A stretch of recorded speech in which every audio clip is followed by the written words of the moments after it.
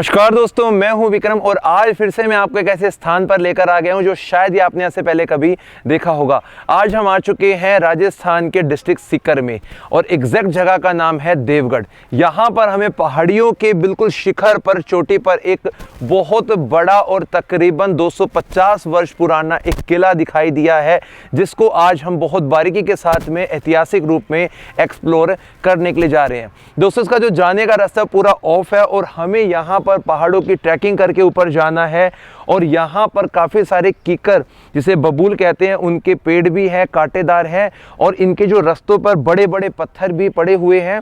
तो हमें यहाँ पर थोड़ा सा सुरक्षा का ध्यान रखते हुए भी जा रहे हैं हम ऊपर की तरफ। दोस्तों, अभी इन पहाड़ वाले रास्तों से हम ऊपर की तरफ जा रहे हैं और सही तरीके से अभी तक तो हमें यहाँ का जो प्रॉपर रास्ता है इस किले पे जाने का मिला नहीं है।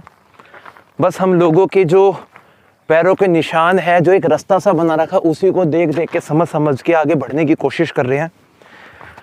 और तकरीबन ऐसा बताते हैं कि जो पहाड़ है वो ज़मीन से 1000 मीटर की ऊंचाई तक बना हुआ है और उसके सबसे ऊपरी हिस्से में ये जो किला है वो हमें मिलेगा। तो इस प्रकार का रास्ता है, देख सकते हैं यहाँ पर। तो सुरक्षा का भी ध्यान तो हमें बहुत ज़्यादा रखना है। और अभी चलते हैं। तो थोड़ा ऊपर आने के बाद में हमें इस प्रकार का इसका एक प्रॉपर रास्ता दिखाई दे रहा है। और ऐसा बताते कि जिस वक्त में ये किला यहाँ पर बनकर तैयार हुआ था, तो बिल्कुल ज़मीन से लेकर इसके किले के शिखर तक ऐसा प्रॉपर रास्ता बना था। और इन्हीं रास्तों के माध्यम से जो उनके घोड़े थे वो आया भी करते थे और जाते भी थे। काफ़ी बड़ी सेना थी इस किले के जो राजा थे। और अब हम चलते हैं बिल्कुल यहाँ से ऊपर। रास्ता बिल्कुल अच्छा बनाया हुआ है इसका। काफ़ी मशक्क़त करने के बाद में तकरीबन 40 मिनट की ट्रैकिंग चढ़ाई के बाद में हम इस देवगढ़ के किले में आ गए। ये रास्ता सच में बहुत ज़्यादा डेंजरस था। काफ़ी जगह हमें यहाँ पर गिरने की जगह भी दिखाई दी, जिससे हम पहाड़ से नीचे गिर सकते थे।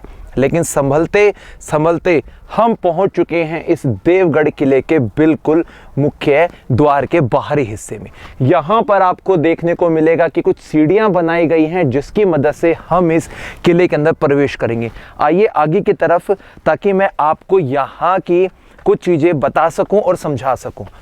दोस्तों, ये जो पूरा किला है ये इन्हीं पहाड़ी पत्थर की मदद से बनाया गया है, क्योंकि यहाँ पर अरावली पर्वत श्रृंखला है और उसी श्रृंखला के पत्थरों की मदद से ये किला यहाँ पर तकरीबन 240 वर्ष पहले बनाया गया था। सुरक्षात्मक तरीके का एक बेजोड़ नमूना है ये। आइए ऊपर और भी। ये इस किले के अंदर जाने का एकमात्र रास्ता है। चलते अंदर की तरफ।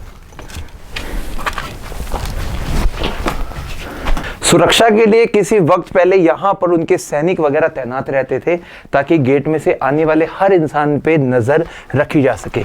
अंदर आने के बाद भी हमें पहाड़ का कुछ हिस्सा दिखाई दे रहा है और किले की जो प्राचीन है दीवारें यहीं से शुरू हो जाती हैं। ऊपर चलते हैं और भी। ऊपर आने के बाद में हमें यहाँ पर एक दूसरा द्वार भी दिखाई दे रहा है, जो हमें इस किले के अंदर एंट्री देता है। इस तरफ राउंड शेप में बहुत सारे मोर्चे बनाए गए हैं।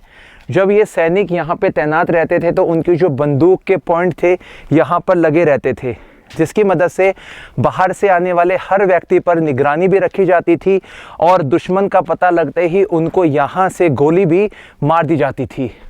अंदर की तरफ चलते हैं हम। इस वाले हिस्से में पहरेदार खड़े हुआ करते थे।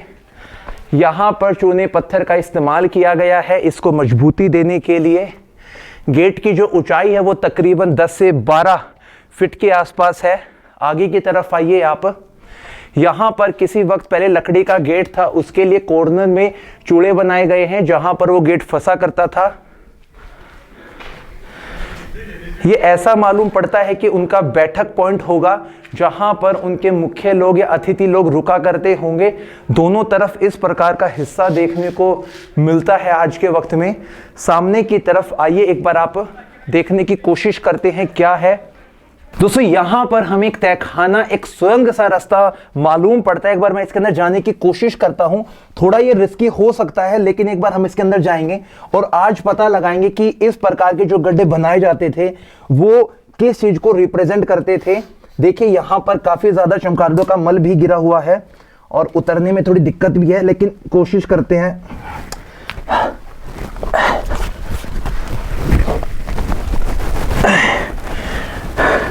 लाइक कैमरा दीजिए मेरे को बार। ये देख सकते हैं यहां पर आप इस कमरे में वर्तमान समय में तो बहुत सारे पत्थर हैं, लेकिन ऐसा मालूम पड़ता है कि इधर की तरफ कोई गड्ढा रहा होगा एक वक्त पहले, ताकि यहां से नीचे निकला जा सके और बाहर की तरफ हम जा सकें। अब हम बढ़ते हैं आगे की तरफ ताकि और सभी हिस्सों को बारीकी के साथ में देख सकें।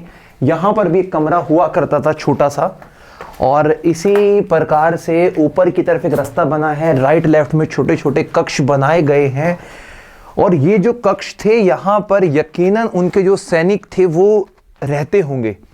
इधर भी देख सकते हैं छोटे बड़े कक्ष बने हुए हैं। देखो वर्तमान समय में इस किले का जैसा हाल आपको दिखाई दे रहा है, तो जब ये किला बना तब ये पूर्ण तरीके से संपन्न था। इस किले में सारी सुख सुविधाएं उस वक्त के लिए मौजूद थी, जो एक राजा को और उसकी प्रजा के लिए अनिवार्य थी। यहां का हिस्सा भी देख लीजिए आप।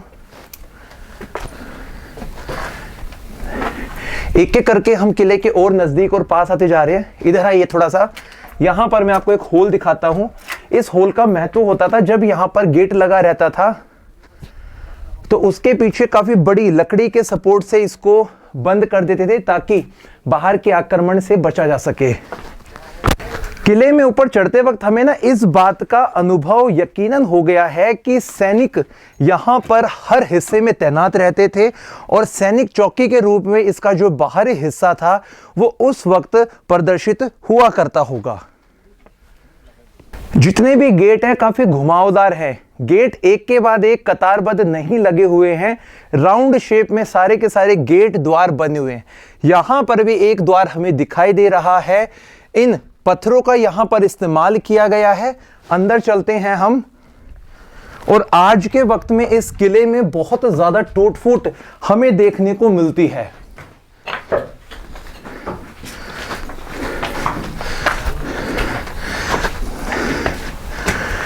इस हिस्से को देखकर लगता है कि अब हम मुख्य किले के अंदर प्रवेश कर चुके हैं। सबसे पहले इसके इस द्वार के ऊपर, इन पत्थरों के ऊपर बनाए गए डिजाइन को आप देखिए। ये सारी की सारी जो शैली यहां बनाई गई है, जो पच्चीकारी यहां पे की गई है, इन पत्थरों को जो तराशा गया है वो उस समय के कारीगरों की हस्तकला को दिखाता है। ये गोखे हुआ करते थे, यहां पे सैनिक तैनात रहते होंगे। ये होल तो ऐसा लगता है कि शायद बाद में किया गया होगा मेरे ख्याल से। अंदर आइए। बिल्कुल वैसा ही एक छोटा रूम, जिसे बैठक रूम कहा जा सकता है, मेहमानों के स्वागत का रूम कहा जा सकता है।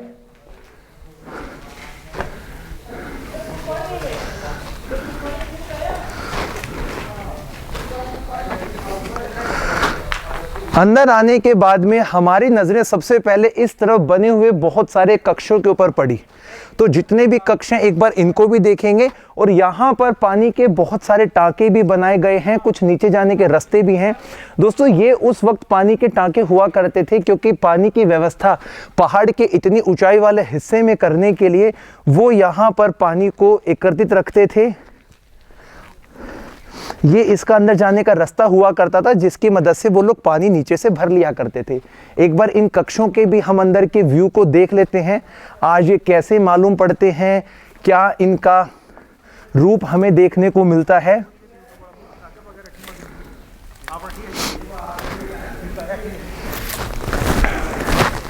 इस तरफ आइए आप। बिल्कुल ऐसे ही कुछ कमरे वहां पर बनाए गए हैं। इनकी जो सिमेट्री है वो बिल्कुल सेम बनी हुई है, जैसी इधर देखने को बनती है बिल्कुल वैसे ही सामने की तरफ बनी हुई है।